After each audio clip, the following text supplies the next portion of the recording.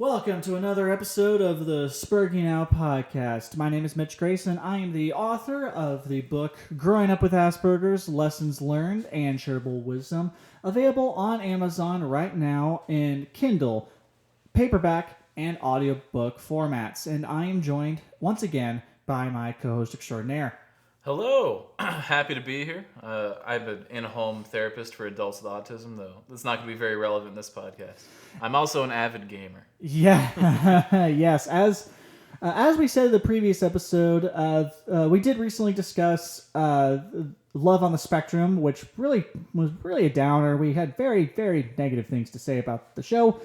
Some positive, but mostly negative. And so we're going to continue on the train of talking about stuff that we kind of just want to talk about to lighten the mood, get ourselves back on track before we dive back into episodes discussing autism-related subjects, which will happen in the next episode, moving on until we say so otherwise.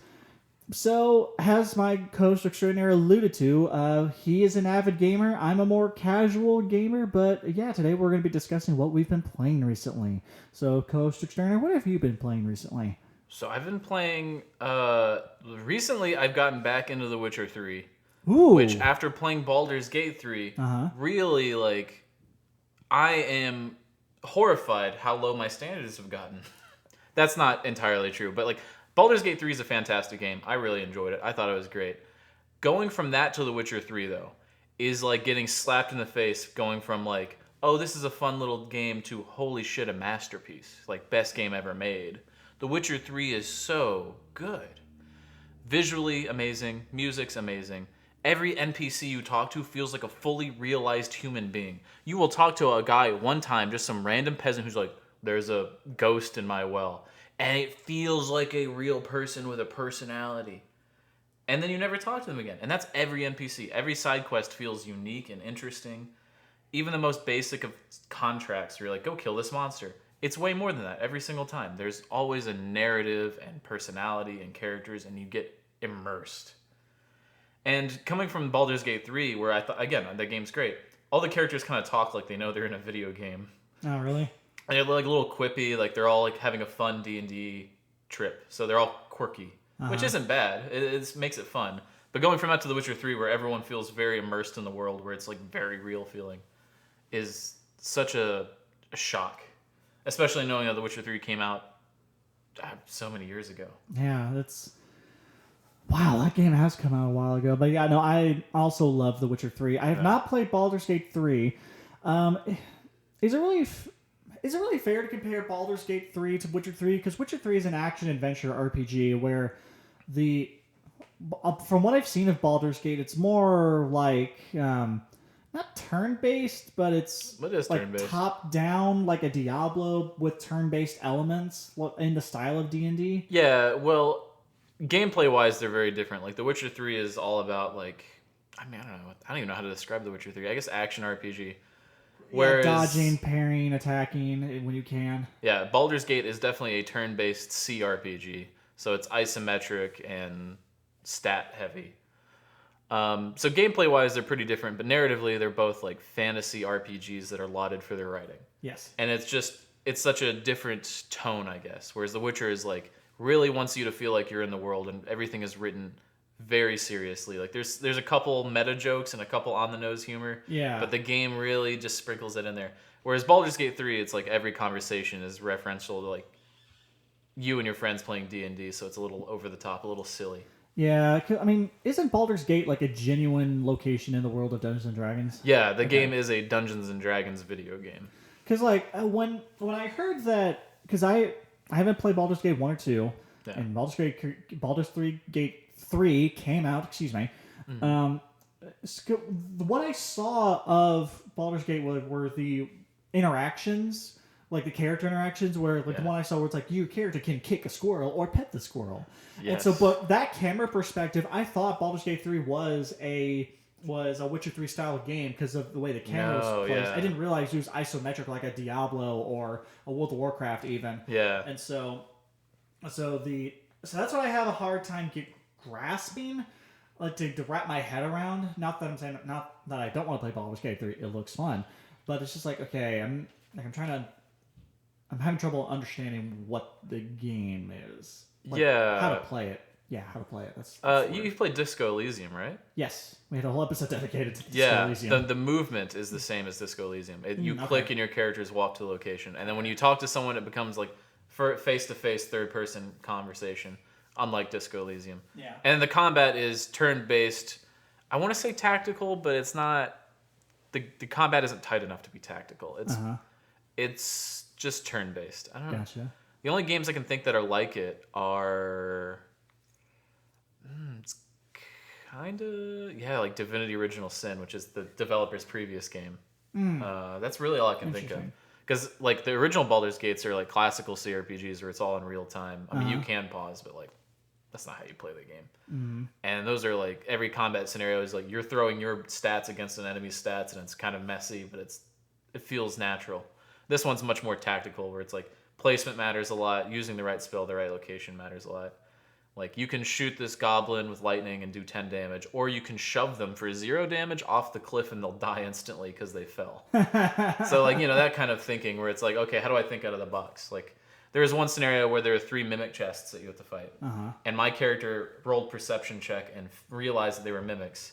And so instead of getting attacked by one immediately, I knew they were mimics and could start the fight, like start the initiative in the fight. And then I was like, wait a minute. What if I pick up one of these chests and throw it off the cliff as the starting action? And I did it and instantly killed the mimic, so there was only 2 mimics to fight. But it's like, that's how the game works. It has a lot of, I guess, player creativity, where like you can outwit the game and come up with crazy strategies. Oh, interesting. Like if an enemy is standing in like a puddle, can you like electric shock the puddle to do super damage? Yes, one of the stronger wizard builds is making it rain and then shooting lightning because everyone's wet, so they take extra lightning damage. That's interesting. Does the lightning damage the caster as well because it's coming from the person? No. Okay. I mean, unless you're standing in the same puddle when you cast lightning, you'll shock yourself. Gotcha. I guess. I've never tried. That's fair. I've never risked that. So speaking of tactical games, I know there's a game you want to... Oh, wait, my turn? Yeah, there's a game I know. I just want to hear you talk about it because you've talked about it so much with me in the past, and the viewers, listeners. XCOM? Yes. Oh my XCOM 2. I haven't played that recently. Well, okay, I have played it recently. Of course you have. Yeah, I love XCOM. So for those that don't know, what is XCOM, and why do you, co-host extraordinaire, love it so much? XCOM is the original XCOMs are like old DOS squad-based strategy games, but the newer XCOM remakes, XCOM Enemy Within and XCOM 2? War of the Chosen. XCOM 2 War of the Chosen. They are squad-based tactical games. I don't know, strategy games. So you have a squad of 4 to 6 soldiers and you're fighting alien invaders. And it is like you have a dice roll every time you shoot, a % chance to hit. You move from cover to cover, and cover makes it less likely for the enemies to be able to hit you. And then you get all these abilities that help you kind of minimize the RNG if you're good at the game. And then the aliens have all sorts of crazy abilities. Like, you have ones that'll spit poison, so there's a big cloud of poison where you were going to use for cover. Well, now what do? You can't use that cover. Or you can use that cover and accept you're going to take poison damage because it's really good cover. But that's like the game like in a microcosm. It is brilliant.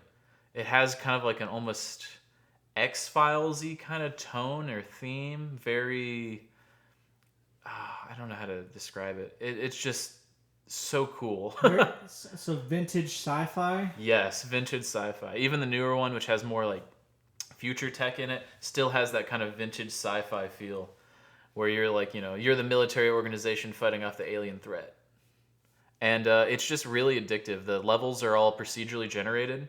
So they have like a baseline idea, but where the cover and items and objects are placed on the map and enemies is randomized. So you can replay it over and over, and it feels different. Your soldiers get random stats, they get random level ups, and not like so RNG heavy that you can just get like a bad roll and everything's bad, but random enough where every run feels different. You don't feel like you're doing the same thing every time you play the game. And this is the game series where, if I'm not mistaken, it's like infamous for having like a 99% chance to hit, but you'll still miss. Yes, the percentages don't lie. So if you don't have 100%, you don't have 100%. People have rage quit the game because they're like, I have a 75% chance to hit. I've missed 3 times.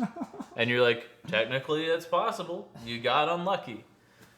But yeah, the game can be soul crushingly hard, but I think that helps a lot because you can always control the difficulty. There's different difficulty levels. But when you're playing on legendary, the hardest difficulty, the game's rough. But that's kind of what makes it engaging, is that like you're faced with almost insurmountable odds, and the only way to beat them is to really strategize how you're going to place your soldiers, where they're going to move to, what abilities you're going to use.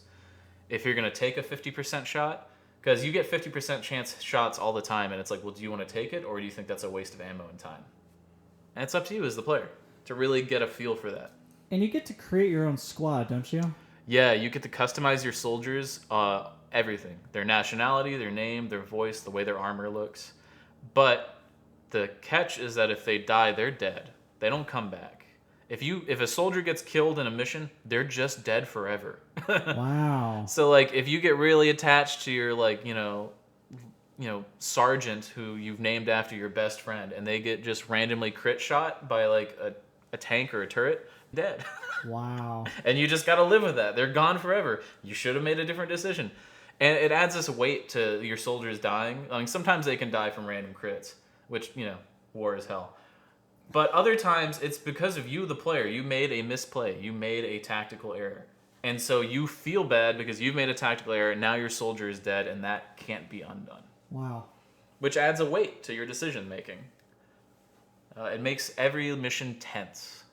Yeah. But in a good way. It's just so addictive. I probably have played it for hundreds of hours. I'm willing to wager you played that game for over 1,000 hours. Probably. So both XCOM games and the DLC, the War of the Chosen, are on Steam, right? Yes. And every time they go on sale pretty frequently. Yeah, I think War of the Chosen was like $10. Yeah, I saw a couple months similar. back. I saw one Worth sale. every penny. I saw one sale where XCOM 2 was on sale for like $4. Yeah. $3.99, so yeah. up. But. That's one thing I'd like to say though. If you're gonna buy XCOM 2, buy War of the Chosen. It is just an upgrade to the base game. It's not an expansion. It's got new content, but it's integrated into the game. So it's just a better version of the base game. Oh, interesting. Same with if you're buying the first XCOM, there's Enemy Unknown and Enemy Within. Buy Enemy Within. It is just an upgraded, better version of Enemy Unknown. Okay. And it probably costs like $5. Well, there you have some recommendations for some strategy games for you. Yeah. Well, have you played anything recently? So in the realm of strategy, I like real-time strategy games. And so an oldie but a goodie that I like playing every now and again that I played recently is Star Wars Empire at War.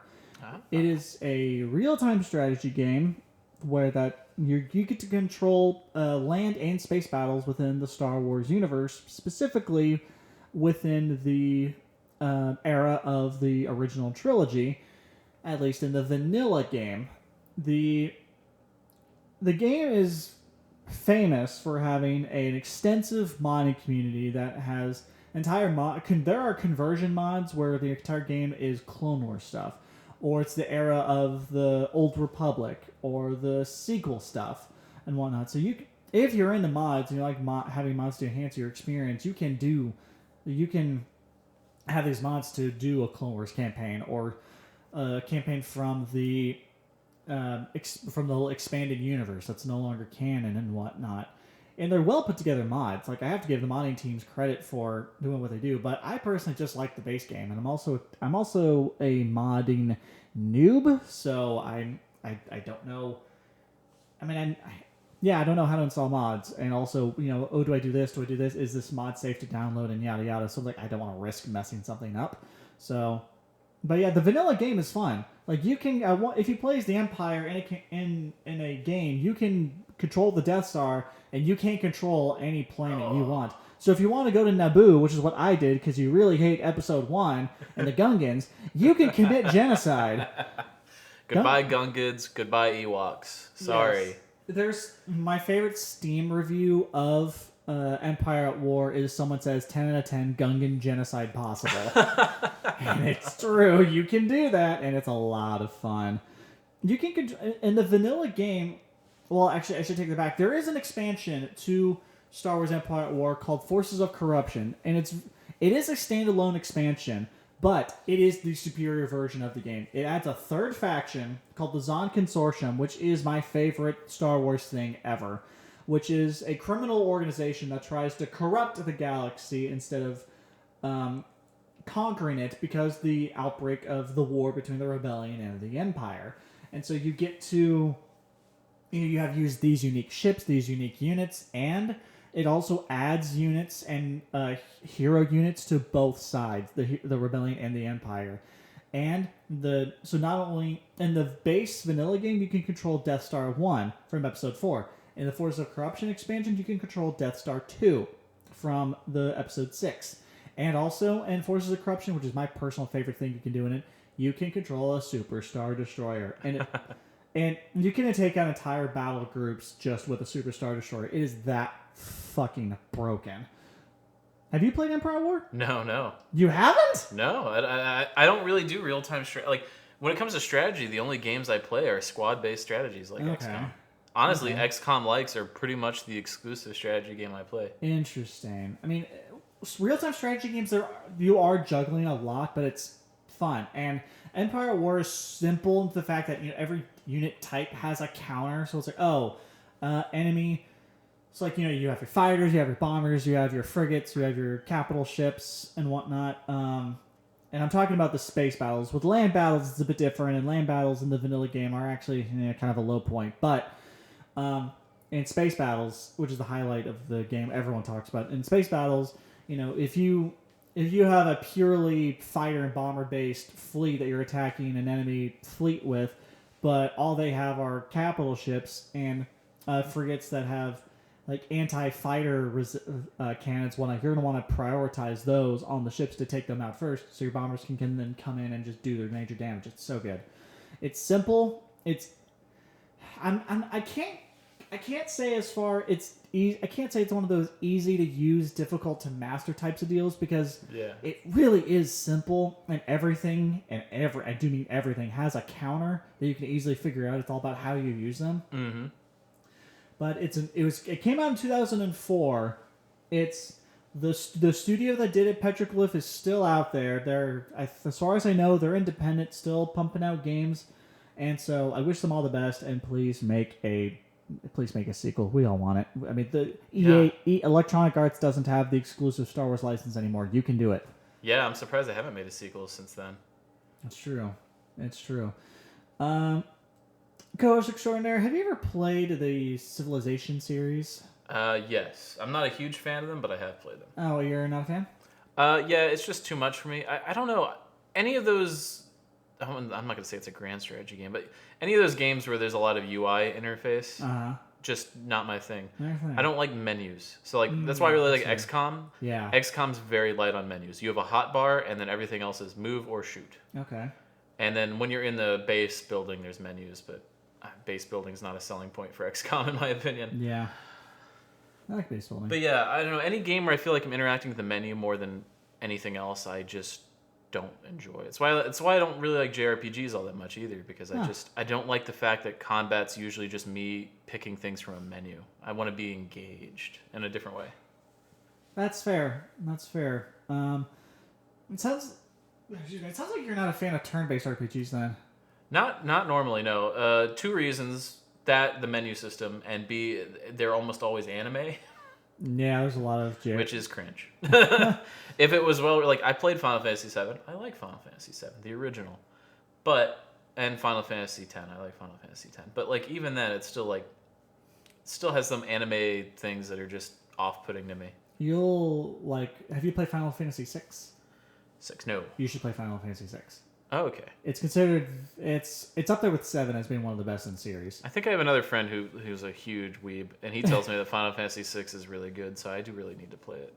So, but you don't like anime and you don't like RPGs, so what I'm hearing is that we're not going to see you playing the Persona series anytime soon. No, I have played the Persona games, and I did not. The music and art style is phenomenal. That's the end of the list of things I like about the Persona games. Man, the art's good, but it makes me go, man, I wish they would make good SMT games. SMT games? Yeah, Shin Megami Tensei. That's what they made before they made Persona. Huh. And the art in Shin Megami Tensei is wild. It's so cool. It deals with deities and gods and demons, but they're all drawn in this really creative way and are just really cool. They released a new one, SMT5, recently, but it looked very anime-y, and I didn't even try to play it. I was just like, I don't know. Damn, not a fan of anime. Well, I like anime just when it's not full of like anime tropes. Like, what do you consider anime tropes? just over melodrama. Melodrama, and then characters that are like so hung up on weird like relationship stuff in situations where they wouldn't be. Like, oh, okay, you really want to go out with this person. By the way, the end of the world's happening, so maybe put that on the back burner. Maybe there's more important things going on right now. So this isn't game related, but I actually, hearing all of that, I actually think you'd like the Netflix adaptation of One Piece. I did actually like that Netflix adaptation of One Piece. Because when you said you don't like the melodrama, I mean, anime is very exaggerated. And like people wouldn't do that shit in real life. And so there's a character in One Piece called Sanji who hits on another main character, Nami. And in anime, it's all over the top. His eyes are literal hearts and whatnot, like cartoon hearts, not the organ, but. And of course, he gets on his knee and proposes to her with flowers and whatnot. And of course, he gets beaten up because of it. In the show, he's just, in Netflix adaptation, he just winks at her a bunch. He's like, hey, and just flirts with her normally. Like how normal people flirt, yeah. And it's like, okay, that's a good change. Yeah, that's a good change. I agree. But gaming wise, but yeah. Japanese JRPGs. I mean, most RPGs aren't my thing, depending on the RPG. Like, I like The Witcher. Yeah. I guess I like Western RPGs, or RPGs that are more grounded.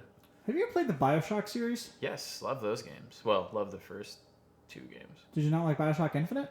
It was mid. Really? Really good visuals, really good setting. Uh-huh. That's the end of the list. I'm detecting a pattern here. The gameplay sucked. Oh man, enemies took too many shots to kill. The guns weren't satisfying, and it just felt like a drag. It wasn't as open as BioShock 1 or 2 either. It was very linear feeling, which I didn't enjoy.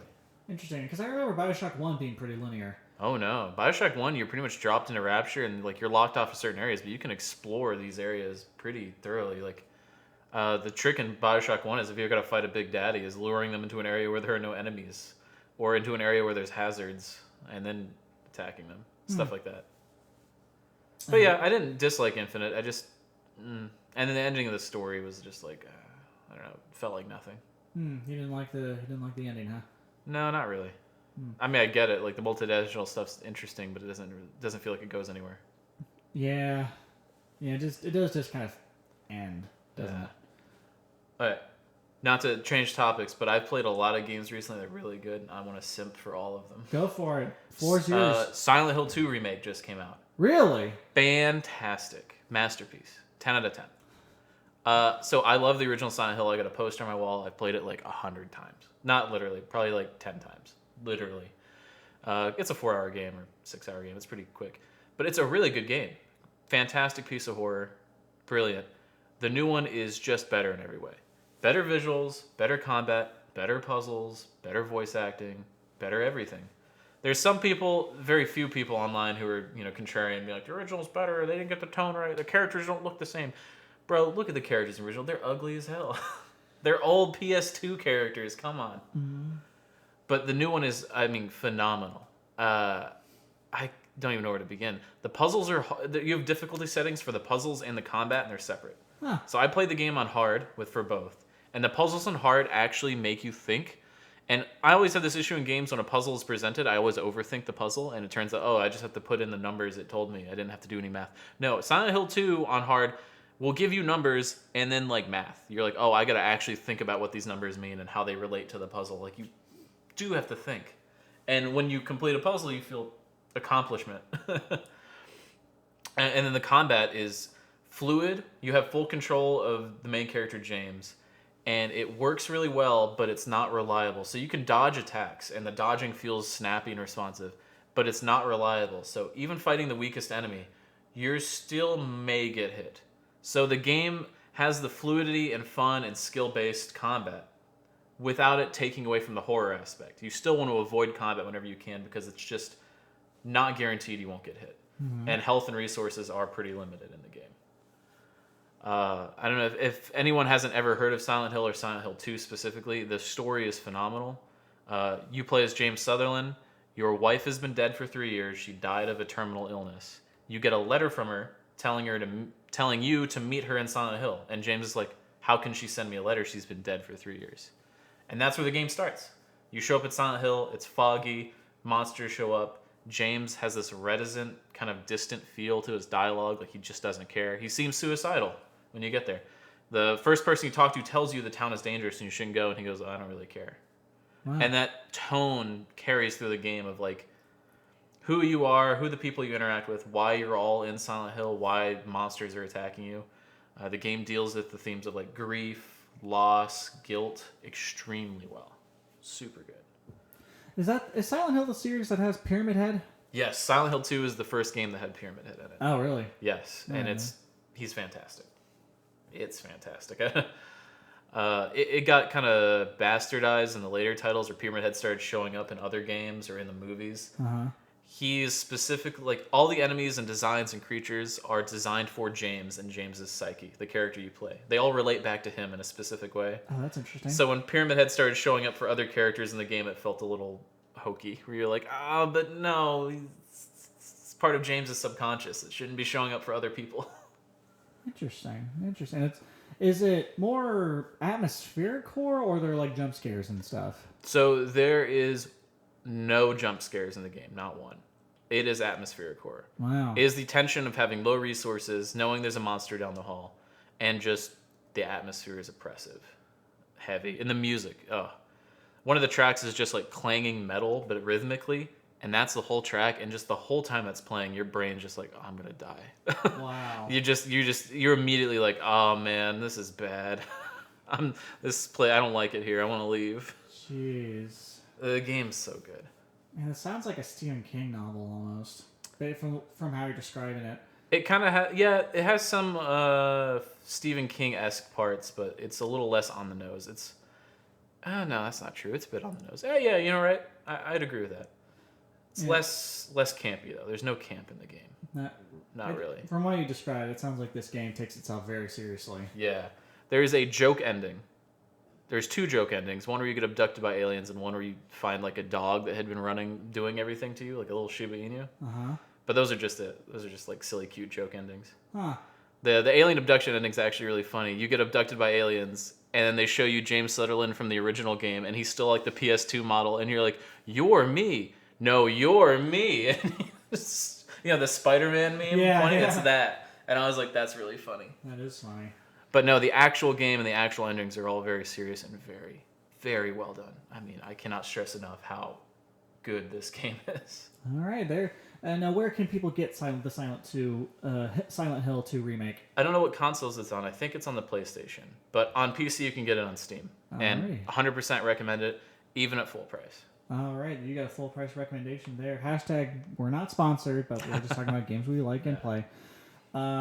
So that's Silent Hill 2. What else have you been playing that you want to simp for? I've been playing, I played Space Marine 2, Warhammer 40K. I heard about that, yes. That game's fun. That game's very fun. I've seen gameplay. It does look fun. It's straightforward. It is a third-person shooter. And it doesn't have, in like the antithesis of Silent Hill 2, it doesn't have an amazing story. It doesn't have the most amazing, like, eloquent plot or symbolism. It's just fun. Raw fun. Lots of Tyranids, lots of enemies, and guns that feel really good to shoot. Heck yeah. And it's just genuinely super fun. It's a 3-player, maybe 4-player co-op. I'm not sure. But I would recommend that one, too, to anyone who just wants a fun game. Yeah. And it does 40K, like, perfectly. The armor looks cool. The guns feel good. The world and enemies and monsters just feel just right. Heck yeah. I don't know much about the lore of Warhammer 40K, so... Yeah, it doesn't get super deep into the lore, aside from just being, like, within the 40K universe. So, like, you know, if you know what Tyranid are, they're like an alien hive mind, so they're the primary enemy for most of the game. You fight Chaos at one point, but I'm not going to spoil what that's like. But it's just good. It's just fun. Heck yeah. Yeah, it never takes itself too seriously. It's always full of machismo. It's kind of like playing Gears of War.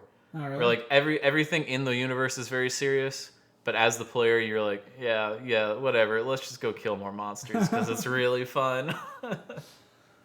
I heard didn't the Gears of War series actually try to have a plot? Yeah, that was when the game stopped being good, from what I remember. I mean, I don't know. I never played after 3, but I remember seeing trailers for 4 and 5 and being like, those look bad. I never played it. Yeah, I haven't played. Trying to get me invested in Gears of War is kind of silly. The plot is not good. Yeah, I haven't played any of the Gears of War series. So I'm just like, I do know of certain plot points that happen. Also, that in one of the bosses in Gears of War 1 is a playable character in Killer Instinct, the fighting game. What? Yeah. That's wild. I didn't know that. Yeah, like the General Rom guy. You can play General Rom in Killer Instinct? Yes, you can. Yeah. That's great. Yeah, so you can have him fight Orchid, the Jago monster, the Arbiter from the Halo series. He's in Killer Instinct. Oh, wow. I didn't know they had those crossovers. They do. And then, also one of the Battletoads is in it. One of the General Ron versus Battletoad. That's a genuine matchup you can have in the game. That's awesome. It's that game is something. But so Warhammer Space Marine 2, Silent Hill 2 remake. What else have you been playing recently that you want to simp for? Last one I want to simp for, El Paso Elsewhere. No, you've talked to me about this one before. Yes, it has not left my brain. It won't go away. It is an indie game that I think was made by 1 or 2 people. It is clearly small production studio. And it is meant to be like the original Max Payne games. So third-person shooter with slow motion and diving, kind of like John Woo style stuff. Mm-hmm. But instead of Max Payne, which is like a gritty noir crime drama, this game story is entrapped in like a noir narrative, but you're fighting supernatural creatures. And the main character's ex is Dracula. She's a girl. Huh? And she's doing a ritual in El Paso in just a small nowhere motel that will end the world. Okay. And so he's like, I have to go kill her. And like the opening is him talking about how he's been off drugs for years, but he knows if he goes into this without taking a cocktail of drugs, he will just get killed. So he's cracked out of his mind, just taking painkillers over and over. And the dialogue's extremely good.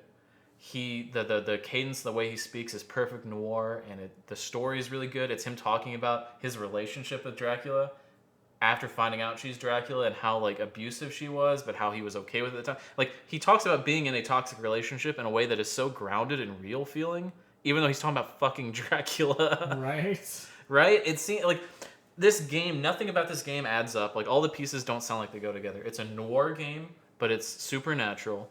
And it plays like Max Payne, but has a relationship / like, I don't know, like the whole game is kind of about his toxic relationship with Dracula.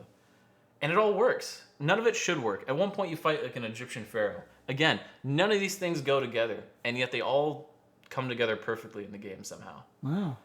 But the gameplay is super fun. It's very arcadey, which again is very weird because again the game has the trappings of like a very narrative heavy game. And yet the actual levels are very digestible. They're like 10 minutes long each. And they're fun and arcadey. You go into an area, there are enemies, you kill all the enemies, you save the civilians, and when you save the last civilian, you have to go back to where you started. But new enemies spawn and the world gets like more messed up as you leave. Mm-hmm. And it just has really fun level design, really satisfying guns, fun enemies to fight, and you can't put it down. You start playing and you get to like mission like 30 out of 50. It's a lot of missions. And you're like, okay, I'm starting to get tired. I'm gonna stop. And then you like look up and you're on mission 50, because each mission's like just long enough where you're like, well, I could do the next mission, until you realize you beat the whole game in one sitting. Wow. But yeah, I would wholeheartedly recommend El Paso Elsewhere. El Paso Elsewhere, and is this also on Steam? Yes, this is also on Steam. It's an indie game. It's not too expensive. I think it's like $15. If it's more than that, it's still worth it. It's fun gameplay. Good story, good music, just a good game. All right. And it's one of those unique games that sticks with you because I can't think of anything like it. All right. El Paso Elsewhere. Again, we're not sponsored by any of these games. We're just talking about them. But there you go. 3 recommendations for you. So you have any games you want to talk about before I bogart the whole podcast? Bogart? Yeah, it means when you don't let the other person talk. Is that named after Humphrey Bogart, the actor? I actually don't know the etymology of bogart. I just know it means like when you take control and don't let someone have a word in. Gotcha. Well, I mean, I did say you had the floor, so no need to feel bad about that. So a game that came out a few years ago that I've been playing again recently is Battlefield 1.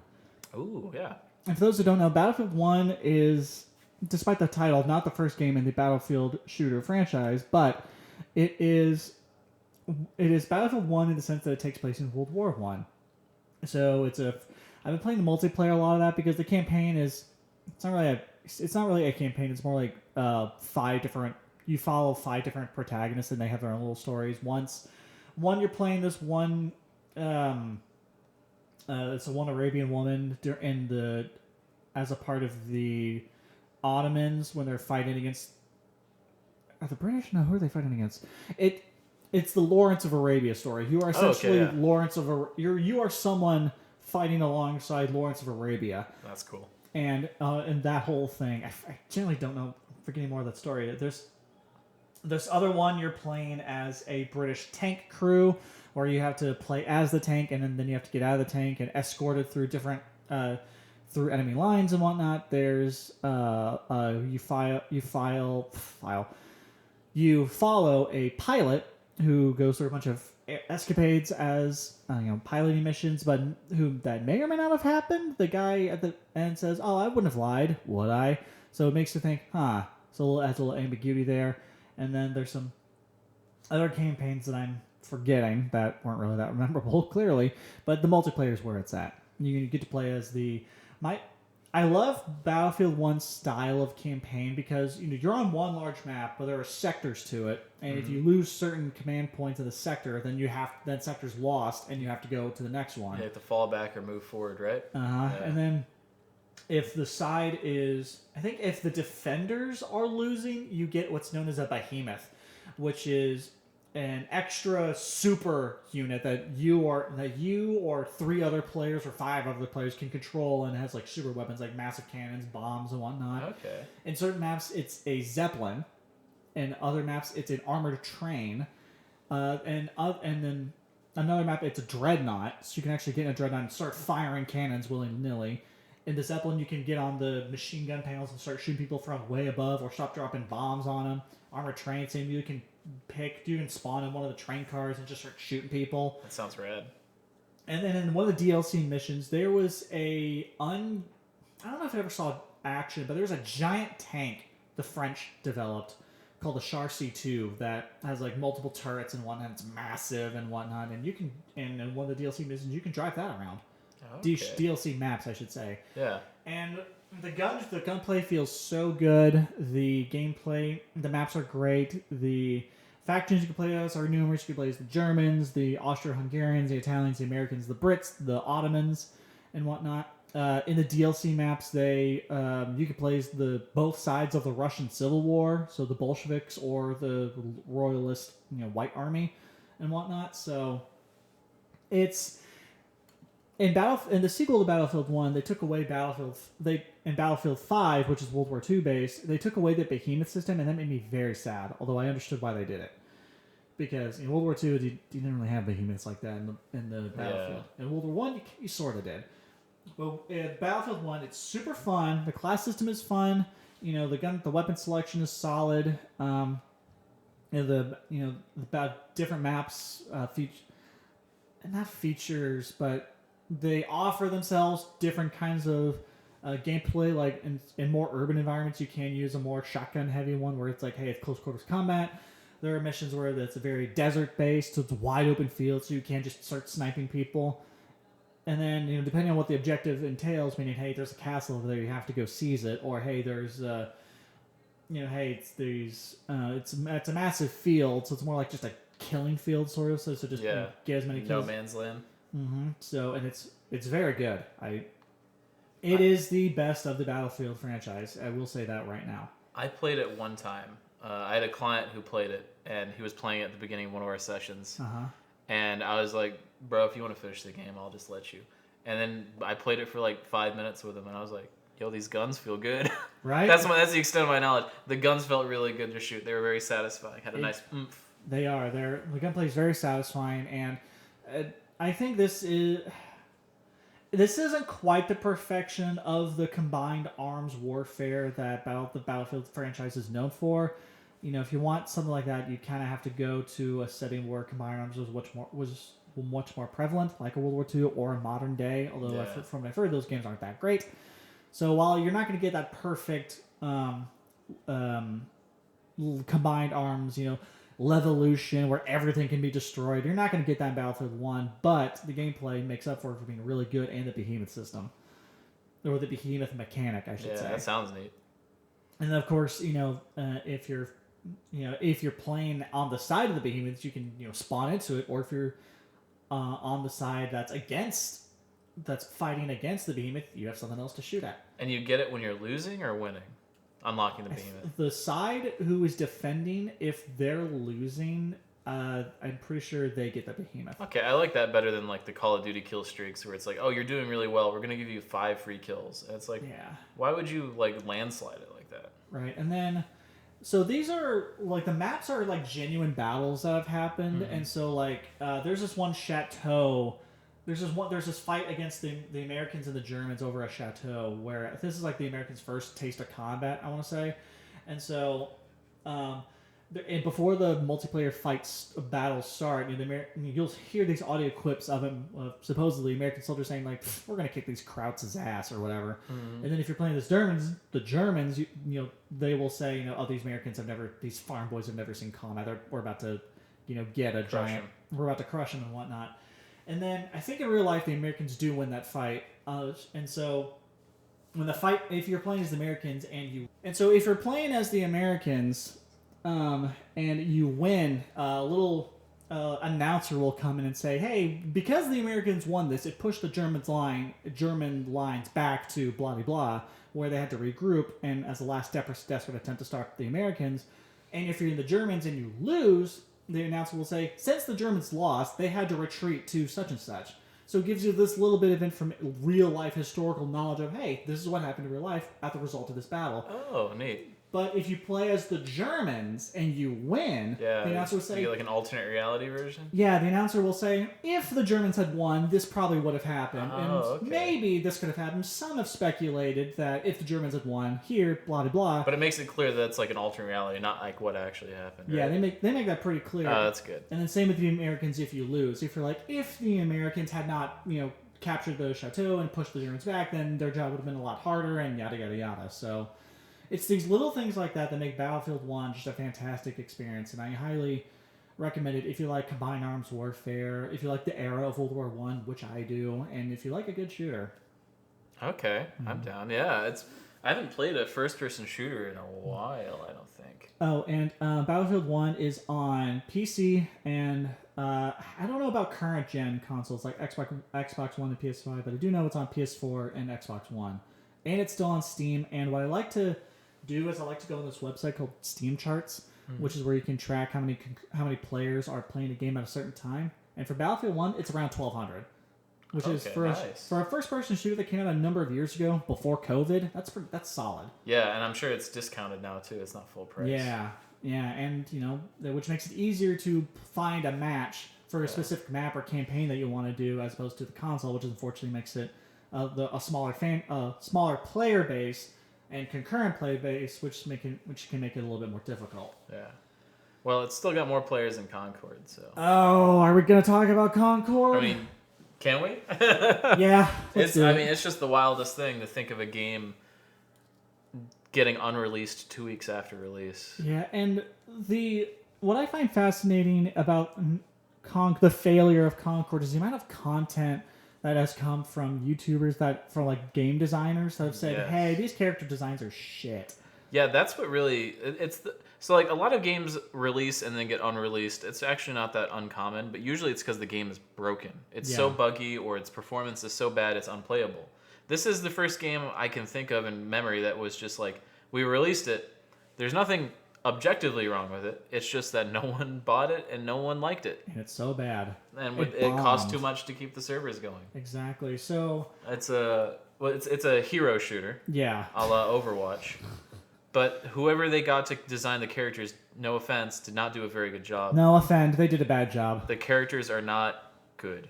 There's two big issues. One, none of them really represent what they do. So, like, in Overwatch, you can look at characters and kind of know what their abilities are just based on what they look like. Yeah. In Concord, there's a couple you can do that with, but a lot of the roster, you look at them and you're like, I don't know what they do. Yeah. They don't have a standout, like, feature. direction. Yeah, and there's this great YouTube video. I wish I knew. I wish I could remember what the name of it is, but they compare the Overwatch character designs, and the Concord designs, and a point this guy makes is that he says you should be able to tell everything about the general idea of a character by their silhouette. Yeah. And with Overwatch, you can do that. With Concord, you fucking can't. Yeah. And also with let's take Overwatch for example. For the bigger guys, you can imagine, okay, they're probably tanks. And with Concord, no, there's a bigger character that's a healer. Explain to me how that makes sense. Right.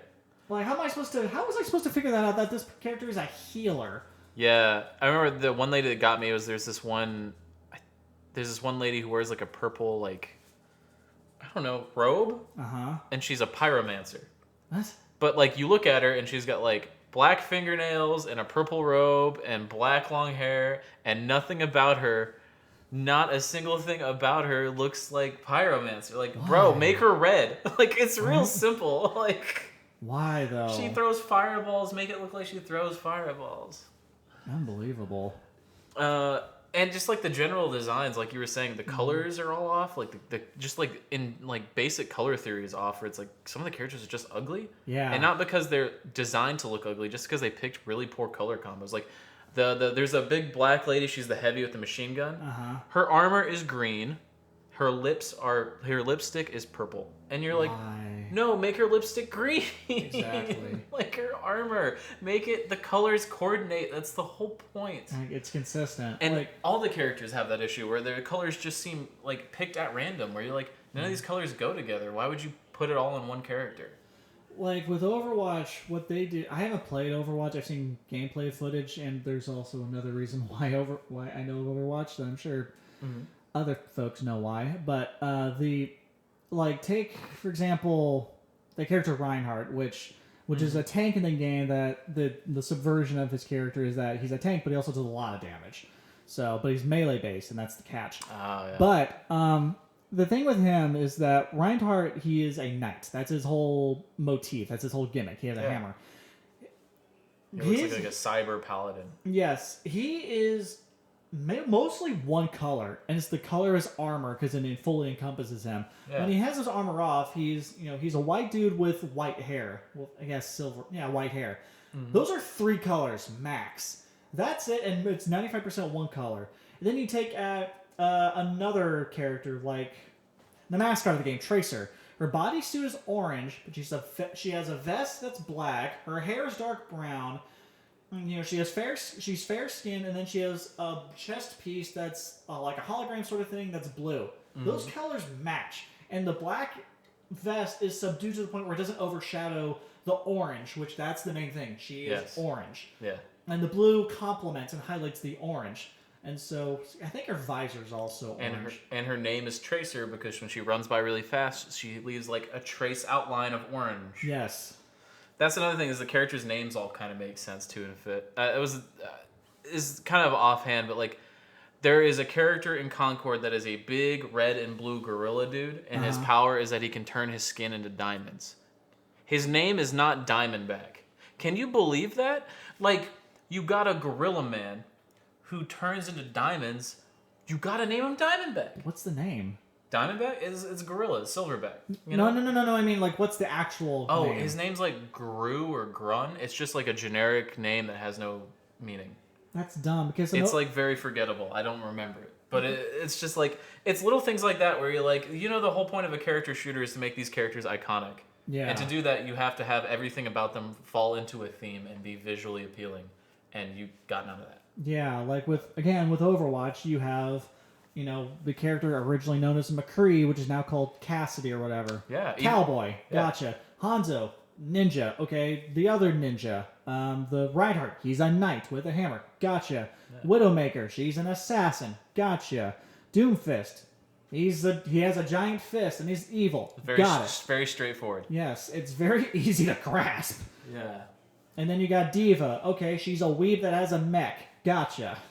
That's another thing. I want to compliment, like, Diva's another character where her colors are they're distinct, but they complement each other. It's pink and purple. And pink, purple, white, and blue. They complement each other very well. Mm-hmm. Same with Widowmaker, just different shades of purple, because that's her thing. Well, it's also the way they put them on the outfits. Like, yes. You were saying like Tracer earlier, orange pants or orange suit, and then she has that silver vest, but it's like a separate piece of armor that she's wearing. Whereas when you look at the Concord characters, they'll be wearing like a jacket, and the jacket is 3 different colors that don't go together, but it's all on the same jacket. And you're like, these aren't even different pieces you put on. It's just one really ugly jacket you decided to wear today. Like, why? I think another thing that helped Overwatch that Concord failed at is that Concord tried to make these characters quote-unquote realistic, where in Overwatch they're very... Cartoony. I almost want to say Pixar-like. Yes. Like the Disney animation. No, you're very round. Like the women characters have a very round faces and jawlines. Yeah. And the men are very like blocky and whatnot. And they all have very distinct silhouettes because of their stylization, their caricature look. Whereas then you go to Concord and it's like trying to make everything look real makes them less interesting, less stylized, less distinct looking. Exactly. Like this is where I think Marvel Heroes, thankfully, which is another hero shooter, which is thankfully they steered away from. It's like they did heavily stylize and cartoonize the characters they're playing, like Loki, Scarlet Witch, Iron Man. You know, granted they're already recognizable characters, but they altered the designs enough to where it's like, okay, yeah, this is a different version of Loki, but I still know it's Loki, and I still get their gimmick, even if you don't know who the fuck Loki or Iron Man or Scarlet Witch is. You get the gist of it. Yeah. And so, Concord. But yeah, I feel like that's the main reason. I think that's the main reason Concord failed. Like, if you have a hero show, the heroes have to be interesting. Yeah. Another good example, I could go on, but this one's the one that makes me the most angry, is there is a robot that has a vacuum gun, and his whole shtick is that he's a trash robot. His job is to clean things. Okay. So if you're designing a character that is a trash robot with a vacuum gun, what are you going to make him look like? Like a robot with a giant vacuum? Yeah. Like a Luigi's Mansion type of deal? Yeah. But like you would make him look like grimy or like a dumpster because he's literally a trash can. Like Wall-E. Like you could get one of those square dumpsters and slap legs on and be more interested in what they have in Concord. In Concord, he's a yellow cylinder. That's it.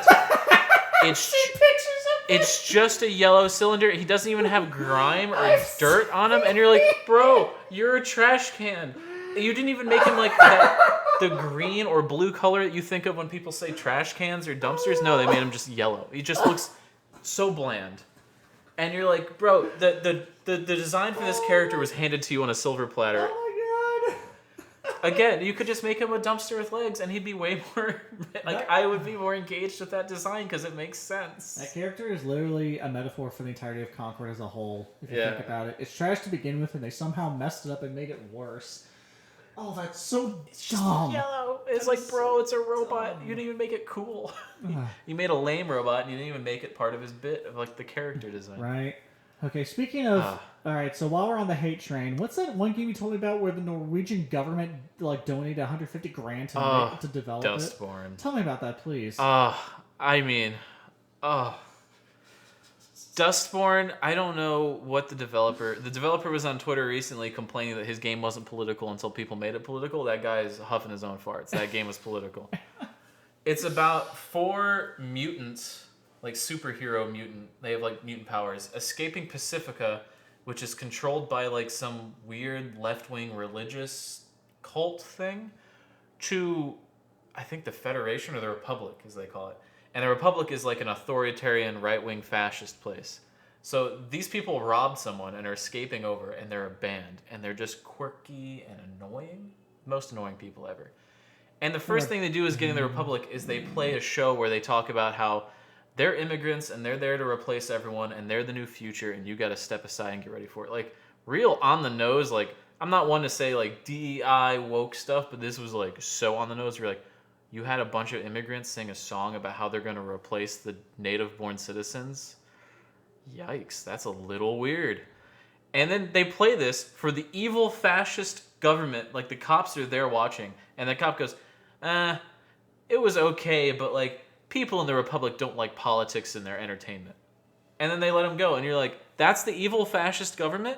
Because last time I checked, evil fascist governments would have your asses in prison immediately. Yeah. They'd be like, oh, that's what you believe? We're going to put you on the gallows. So this game is like trying really hard to like, I don't know, make all these political points about being an immigrant, being different, having different skin tone, and the like right-wing and left-wing extremism. But it just falls flat on all bases because the characters are all entirely unlikable.